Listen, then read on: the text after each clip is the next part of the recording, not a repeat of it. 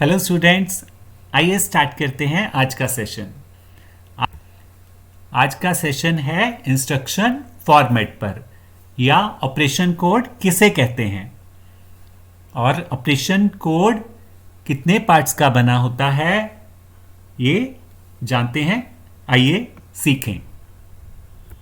Instruction format क्या है?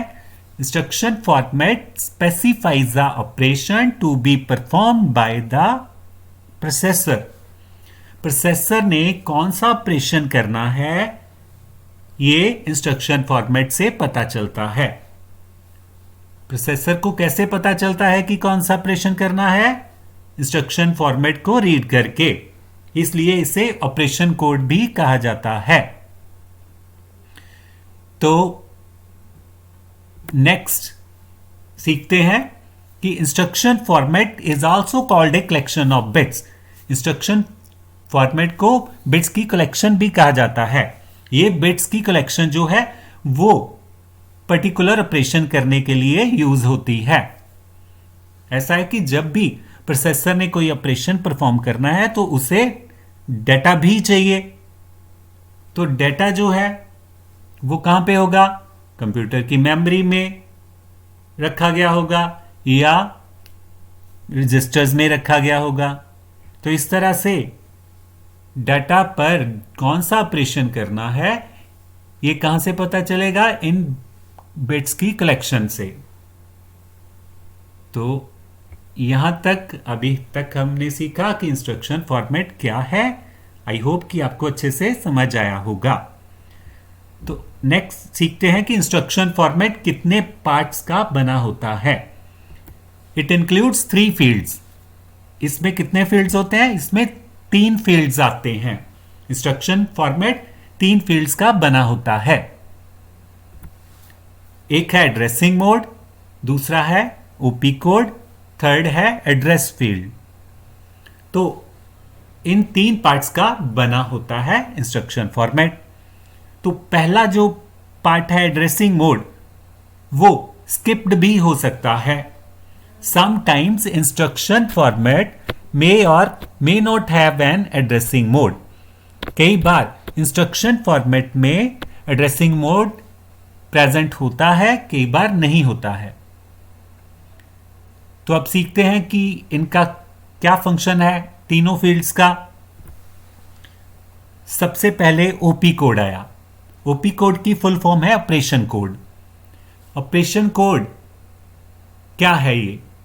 It is the instruction identifier.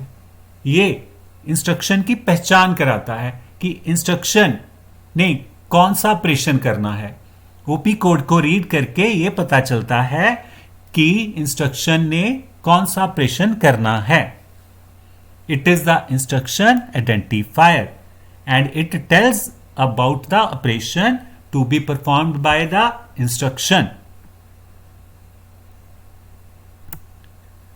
Address field next है second address field. जैसे कि हमने सीखा कि 3 पार्ट्स हैं। पहला एड्रेस मोड है, दूसरा ओपी कोड है और थर्ड है एड्रेस फील्ड। तो अब हम जो एड्रेस फील्ड थर्ड डिस्कस कर रहे हैं। जैसा कि हमने पहले सीखा कि प्रोसेसर को ऑपरेशन करने के लिए डाटा चाहिए। तो डाटा कहां रखा हो सकता है? मेमोरी में भी या प्रोसेसर के रजिस्टर में। तो एड्रेस फील्ड से ये पता चलता है कि मेमोरी लोकेशन क्या है और प्रोसेसर रजिस्टर कौन सा है। तो इससे हमें ये पता चलता है कि डाटा जो है वो कहां पे रखा हुआ है, मेमोरी में या प्रोसेसर में। और नेक्स्ट है एड्रेस मोड। एड्रेस मोड से क्या पता चलेगा? इससे हमें इफेक्टिव एड्रेस पता चलेगा। अब इफेक्टिव एड्रेस किसे कहते हैं ये भी सीखते हैं। ऐसा है कि जैसा हमने सीखा कि प्रोसेसर को डाटा प्रोसेस करने के लिए चाहिए, तो डाटा कहाँ होगा? या तो मेमोरी में होगा या प्रोसेसर के रजिस्टर में होगा।